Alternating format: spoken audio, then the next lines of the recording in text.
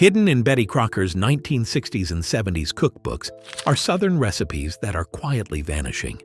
Before they disappear for good, we're dusting off the splattered pages to revisit the fried chicken your grandma really made, the from-scratch dumplings that took all afternoon, and a few dishes so strange you'll wonder how they ever made it to the table. By the end, you'll know which of these 25 recipes deserve a comeback, and which ones are better left in the past. Skillet fried chicken with cream gravy. Remember when fried chicken meant dragging out the big cast-iron skillet, not pressing a button on an air fryer? In Betty Crocker's 1960s and 70s books, the Southern fried chicken method is wonderfully bossy. Bone in pieces, patted dry, dipped in seasoned milk, and rolled in simple flour before hitting a deep pool of hot fat. The fat is usually lard or shortening, the kind that leaves a ring of grease on the stove and a perfume in the curtains. Betty has you fry it in 2 careful stages, first to brown, then lower and slower to cook through, because nothing was worse than pretty chicken with raw spots at the bone. The forgotten part comes after the chicken is done, when she calmly tells you to keep that grease and stir in flour, milk, and black pepper to make cream gravy right in the pan. Today, most people toss the drippings and pour bottled sauce over oven-baked chicken, so this old version feels almost scandalous. It's messy, it's loud, and it definitely isn't heart-healthy. But it explains why Sunday chicken used to taste like an event, not just a protein. This is one recipe that hasn't disappeared from Southern tables, but Betty's slow, splattering, gravy-soaked version is quietly slipping away. All-day chicken and dumplings. In those vintage Betty Crocker cookbooks, chicken and dumplings aren't a 30-minute weeknight project. They're practically a part-time job. The recipe usually starts with a whole stewing hen or an older bird, simmered for hours with celery, onion, and bay until the broth turns cloudy with flavor. Only after you've picked the meat from the bones do you even think about dumplings, and Betty gives you a choice: biscuit-style drop dumplings or rolled strips that look like thick, soft noodles. Either way, you're mixing flour and fat by hand, not popping open a can, and she reminds you not to peek once they're in the pot, or you'll ruin their puff. This is the kind of dish that used to perfume the whole house on a cold Sunday, while church shoes dried by the door. Today, most shortcuts call for boxed broth and refrigerated biscuits, and the old-fashioned all-day version has quietly fallen out of rotation. Is it worth saving? If you've ever missed that thick, steamy bowl where the dumplings almost melt into the broth, Betty's slow, careful method might be exactly the kind of forgotten comfort worth bringing back at least once a winter. Ham and potato scallop casserole. Flip through the 1970s.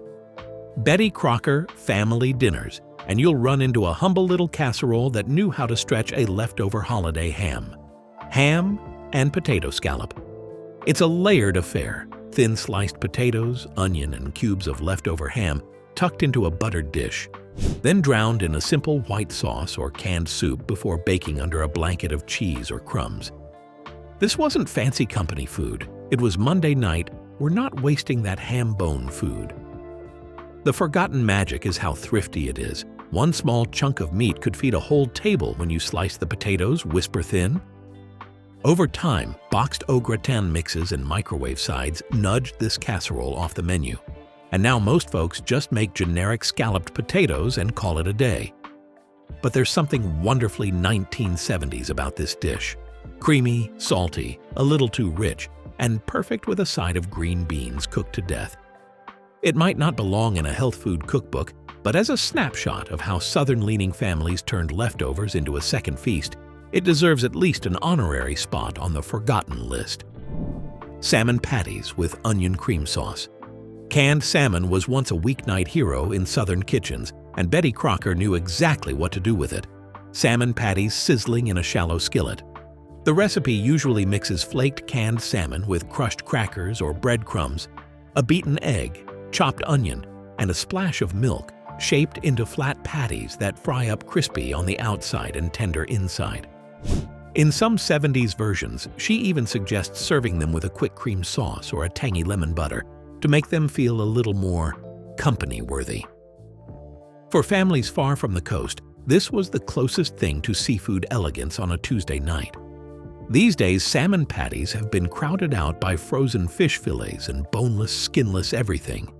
And canned salmon often gathers dust at the back of the pantry. Are they worth reviving?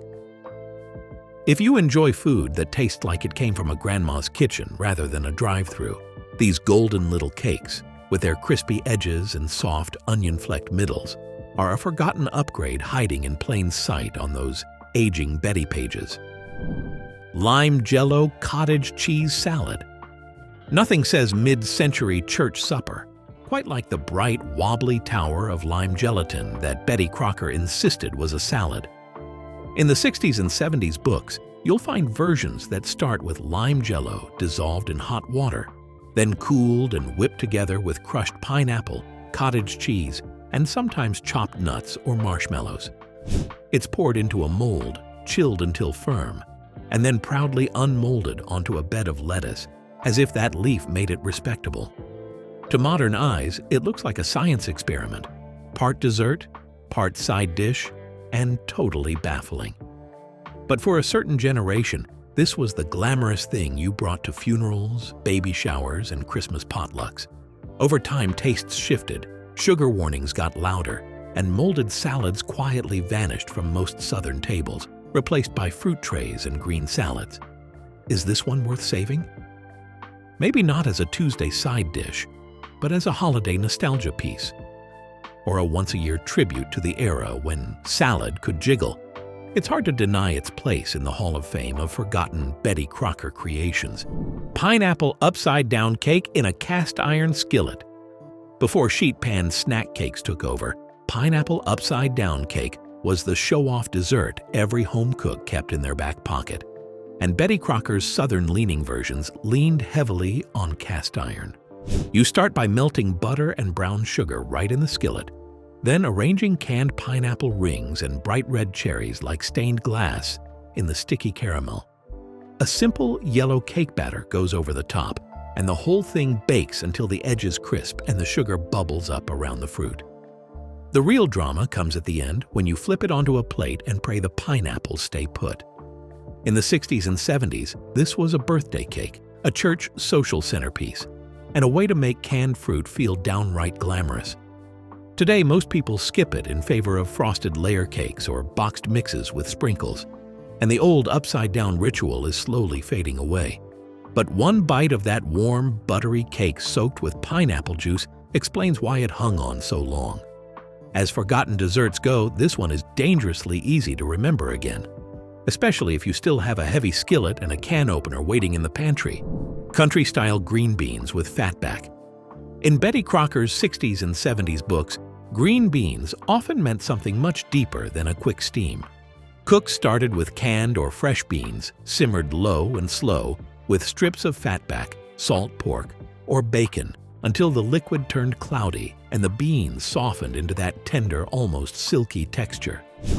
Onion, a pinch of sugar, and plenty of black pepper rounded things out, and the pot lived on the stove for hours, ready whenever the rest of supper caught up. This approach came straight out of farm kitchens where vegetables were expected to taste like a meal, not a side obligation. Over time, as crisp tender became the fashion and microwaves took over, this long-cooked style slipped into the background. But for people who grew up pushing aside the bacon to get to the beans, one forkful of these soft, smoky ribbons of green can feel like opening the back door of an old farmhouse again. Cornbread dressing from leftover skillet bread. Betty's cornbread dressing takes yesterday's skillet bread and turns it into the star of the next meal. The recipe usually starts with crumbled day-old cornbread mixed with sautéed onion and celery, enriched with broth and eggs until it's more like a savory custard. Sage, poultry seasoning, and black pepper do most of the heavy lifting, and the whole thing bakes until the top turns golden and the edges brown just a little around the dish. In many Southern families, this kind of dressing showed up not just at Thanksgiving, but whenever there was leftover chicken or a Sunday roast to share. As boxed stuffing mixes took over and cornbread itself became more cake-like and sweet, this style of dressing faded from regular rotation. Yet the combination of crisp top, soft center, and concentrated poultry flavor still has a way of making a simple pan of crumbs feel like the heart of the table. Company Macaroni and Cheese Casserole. The macaroni and cheese you meet in Betty Crocker's 1970s recipes is a baked casserole-style affair meant to anchor a plate, not sit in a paper cup. Elbow macaroni is boiled just shy of done, then folded into a cheese sauce built from butter, flour, milk, and sharp cheese, sometimes with an extra sprinkle of grated cheese between layers. Many versions call for a breadcrumb or cracker topping that bakes into a crisp, browned crust, turning every scoop into a mix of creamy interior and toasted edges. This dish often appeared in the company dinners or crowd pleasers sections, paired with ham, meatloaf, or fried chicken. As stovetop mixes and neon orange packets gained ground, this slower, oven-baked version started to feel old-fashioned. Still, for anyone who remembers waiting for the pan to cool enough to cut into proper squares, this form of macaroni and cheese captures a very specific kind of comfort that boxed versions never quite match. Spanish rice, skillet supper. Spanish rice shows up again and again in mid-century cookbooks as a one-pan shortcut to something that felt adventurous at the time. Betty's take usually starts by browning ground beef or sausage with onion and green pepper, then stirring in uncooked rice, canned tomatoes, and a measured mix of chili powder or paprika. The pan simmers covered until the rice absorbs the tomato juices and fat, turning red and fragrant, with little pockets of meat scattered throughout. For families used to plain white rice or mashed potatoes, this dish offered color and a hint of spice without straying too far from familiar ingredients. Over the years, boxed rice mixes and frozen skillets stepped in, and many people stopped following the old stovetop directions. Yet the smell of tomatoes and peppers bubbling with rice in a heavy pan can still transport you straight back to small kitchens where supper meant stretching a pound of meat as far as it would go. Congealed Ambrosia fruit salad. Betty Crocker's Ambrosia-style salads from the 60s and 70s walked a line between dessert and side dish, and nobody seemed bothered by the confusion. These recipes pile together canned mandarin oranges, pineapple tidbits, mini marshmallows, and shredded coconut, then bind everything with either sour cream, whipped topping, or a mixture of both. Some versions fold the whole mixture into partially set gelatin. Others chill it plain in a serving bowl until the marshmallows soften and the juices turn creamy. Bowls like this appeared at Christmas, Easter, and plenty of Sunday potlucks, often sitting right next to the ham as if they belonged there. As fresher fruit salads and lighter desserts became popular, the marshmallow-heavy versions dropped off many menus. Even so, one spoonful of that sweet, tangy, coconut-flecked mixture can instantly recall folding chairs in fellowship halls and the sound of metal spoons clinking against vintage glass serving bowls. Navy bean and ham soup. In the 1960s and 70s, Betty-style bean soups were a way to turn a ham bone into something that could feed a crowd. Dried navy beans soaked overnight, then simmered for hours with the bone, onion, and celery until the broth turned creamy, and the beans were soft enough to mash against the side of the pot. A little vinegar or mustard at the end sharpened the flavor, and a sprinkle of chopped ham or parsley made it look ready for the table. This wasn't just a cold-weather dish. It showed up whenever there was a bone to use and time to let the house fill with the smell of soup. As quick canned soups and pressure cookers took over, many cooks stopped doing the slow soak and simmer routine. But for anyone who remembers dipping cornbread into that thick, smoky broth, navy bean and ham soup is one of those quiet recipes that defined weekday suppers more than any roast ever did. Old-fashioned potato salad with egg and mustard. Potato salad in vintage Betty Crocker recipes leans heavily on hard-boiled eggs, celery crunch, and a mustard-kissed dressing. The potatoes are boiled just until tender, then dressed while still slightly warm, so they soak up a mixture of mayo, yellow mustard, a touch of vinegar, and sometimes a pinch of sugar. Chopped pickles or relish bring in that sweet, tangy note, and paprika across the top signals that it's ready for the picnic table. This style of salad used to travel to church basements, family reunions, and 4th of July cookouts in glass bowls, wrapped with waxed paper and rubber bands. Over time, tub salads from the deli case and lighter, herb-forward versions edged this one out. Yet the combination of creamy potatoes, sharp mustard, and those bits of egg and pickle still tastes like every backyard gathering from the era of lawn chairs and metal coolers. Bologna and olive sandwich spread. Hidden in the sandwich and luncheon sections of old cookbooks is a spread that showed up at card parties and school lunches: bologna and olive salad. Rings or chunks of bologna were chopped or run through a hand grinder with hard-boiled eggs, sweet pickles, and pimento-stuffed green olives. The mixture was bound with mayonnaise into a chunky paste and piled on soft white bread or crackers. It was salty, creamy, and a little bit tangy, the kind of thing that made you reach for another triangle even if you weren't sure why. As deli meats expanded and pre-sliced, everything became standard. Grinding bologna at home fell out of fashion, and this spread followed it out the door. Still, for people who remember opening a refrigerator to see a mixing bowl covered in foil, waiting for visitors, this odd little mixture is a direct line back to bridge nights and Tupperware parties. Perfection salad, shredded vegetable gelatin mold. Perfection salad is one of those dishes that made perfect sense in the era of molded salads and looks downright puzzling now.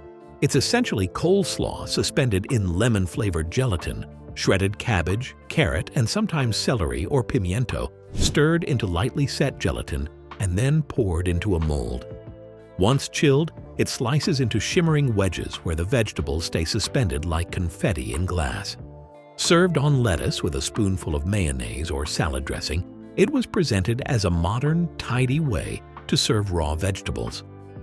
As tastes moved toward looser, fresher salads and away from decorative molds, perfection salad became more of a curiosity than a recipe anyone expected to see on the table. Yet one look at those vintage photos and one memory of the way a knife glides through that quivering wedge captures the exact moment when home cooks were trying to make everyday vegetables look like something from a magazine. Candle salad.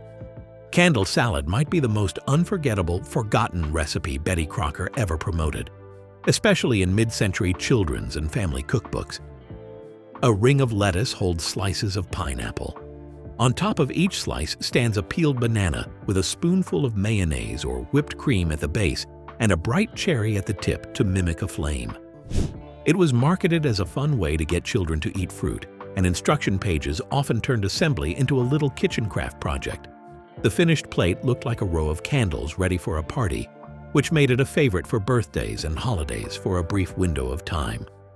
Eventually, changing ideas about presentation and a growing sense that this arrangement was more comic than elegant pushed candle salad into the realm of nostalgia and internet jokes. For anyone who remembers giggling at the table while pretending to blow out their banana candle, though it's a snapshot of a more playful moment in cookbook history. Hamburger pie with mashed potato crust. Hamburger pie shows up in Betty Crocker's 60s to 70s dinner sections as a way to turn ground beef into something that felt like a full Sunday plate in one dish. The base is a skillet mixture of browned beef, onion, and sometimes mixed vegetables, simmered with tomato sauce or gravy until thick. Instead of pastry, the crust is a layer of mashed potatoes spread over the top and raked with a fork so the ridges brown in the oven. When it comes out, you can slice it like pie, with each wedge giving you meat, vegetables, and fluffy potato all at once. Over time, boxed helpers and frozen casseroles crowded out this kind of homemade bake. Still, for anyone who remembers scooping into a pan like this after church or on a cold school night, hamburger pie is the taste of ground beef doing its best impression of a full roast dinner. Cheesy, toasty bread bake. In the appetizer and snack sections, Betty Crocker often tucked away recipes for quick, toasty cheese bakes, halfway between a sandwich and a casserole. Thick slices of bread are laid in a pan or on a baking sheet, topped with a mixture of shredded cheese, chopped green onion or pimiento, and a little mayonnaise or mustard to help it melt smoothly. The pan goes under the broiler until the topping bubbles and blisters, turning the bread beneath crisp and almost crouton-like at the edges. This kind of dish worked as a budget-friendly lunch, a side for tomato soup, or a plate to set out when company dropped by. As frozen garlic bread and pre-made snacks became common, recipes like this slipped quietly into the margins. Yet the memory of pulling a pan of sizzling, cheese-covered toast from the oven can instantly summon a kitchen lit only by the open door of an electric range. Pork and noodle twist casserole. Pork and noodle casseroles in 1970s. Betty Crocker books often used cubed pork or leftover roast, tossed with twist-shaped noodles and a creamy sauce. The meat is browned or reheated with onion and sometimes mushrooms, then folded into cooked noodles with a mixture of soup or white sauce, sour cream, and cheese. Breadcrumbs or grated cheese across the top give it a browned, crunchy layer after baking. These dishes were billed as clever ways to reuse pork chops or roasts that might otherwise dry out if served again on their own. As fewer families roasted large cuts regularly and boneless chicken took over, these pork-heavy casseroles appeared less often on weeknight menus. For those who remember spooning out spirals of pasta tangled with small cubes of pork and pockets of melted cheese. Though this twist-style casserole is a clear picture of how thrift and comfort shared the same pan. Hot dog Cheesies. Hot dog casseroles were a quiet staple of the kid-friendly sections in Betty Crocker's mid-century books, and Cheesies were one of the most playful versions. Sliced or whole hot dogs are nestled into a shallow baking dish and covered with a sauce made from cheese, milk, and sometimes tomato or chili seasoning. Some recipes tuck the hot dogs into split rolls or arrange them over buttered bread cubes so the sauce soaks into the bread as it bakes. The result is part main dish, part built-in side, especially when served with a scoop of beans or coleslaw. As tastes shifted and hot dogs moved to the grill, oven-baked dishes like this became rare sights outside of vintage church cookbooks. Still, for adults who grew up in the era of TV trays and weeknight novelty, hot dog cheesies can trigger very specific memories of simple suppers that felt like a treat. Cherry berries on a cloud. Dessert chapters in the 1970s. Betty Crocker collections loved anything that combined canned fruit, whipped topping, and a little drama, and Cherry Berries on a Cloud delivers all three. The base is often a baked meringue or a sweet crust layered in a dish, topped with a fluffy mixture of cream cheese and whipped topping that chills until firm. Just before serving, a bright red layer of cherry pie filling and berries is spooned over the top so it glistens against the soft white layer beneath. Served in squares from a glass dish, it looks like something that might appear at both birthdays and church socials. As lighter, less processed desserts became popular, elaborate layered sweets like this lost some of their everyday appeal. Yet one forkful with crunchy base, airy middle, and syrupy fruit is enough to recall the era when dessert tables groaned under Pyrex pans, and nobody left without a second helping. Old-style meatloaf with ketchup glaze. Betty Crocker's 1960s and 70s meatloaf is the picture of weeknight reliability. Ground beef stretched with soft breadcrumbs, milk, and egg, seasoned with onion, salt, pepper, and maybe a little Worcestershire. The loaf is shaped by hand in a shallow pan so the sides can brown, then brushed with a generous layer of ketchup or a simple ketchup mustard brown sugar mixture that bakes into a shiny, tangy glaze. Sliced thick, it was meant to be served with mashed potatoes and green beans, with enough left for sandwiches the next day. As smaller households leaned on burgers, frozen entrees, and restaurant meals, this style of meatloaf gradually moved from weekly rotation to occasional nostalgia.